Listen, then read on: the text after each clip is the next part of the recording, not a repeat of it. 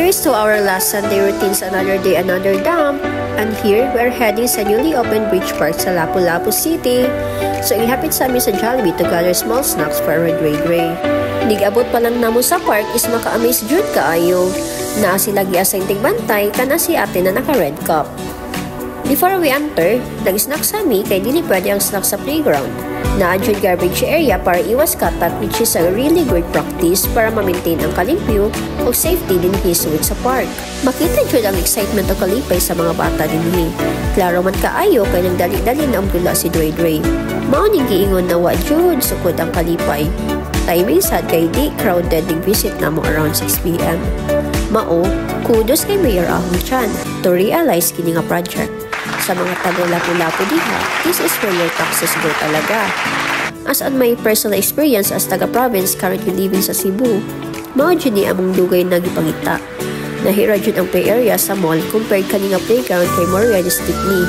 Mas sinuod jud ang socialization sa bata dinhi, I swear.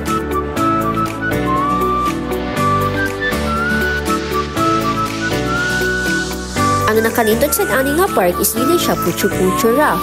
Quality o kids-friendly ang gigamit ng mga materyales.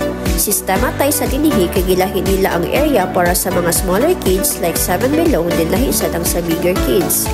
Nice ilang CR o naa sila eating area o tambayanan nito sa daptin sa dagat. Perfect for solo trip, family o manang uyab na manang hinanay project sa ilhang mama, charot.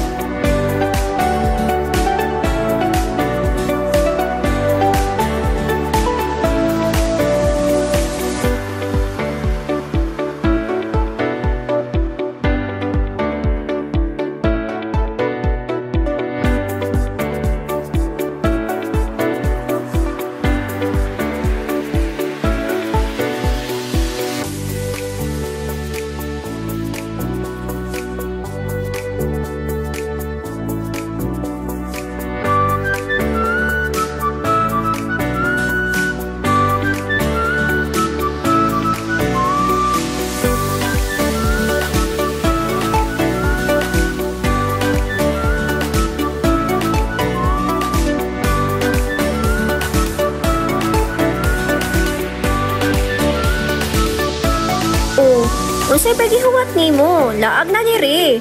But on top of that, di ta kahalimot sa atong Sunday obligation.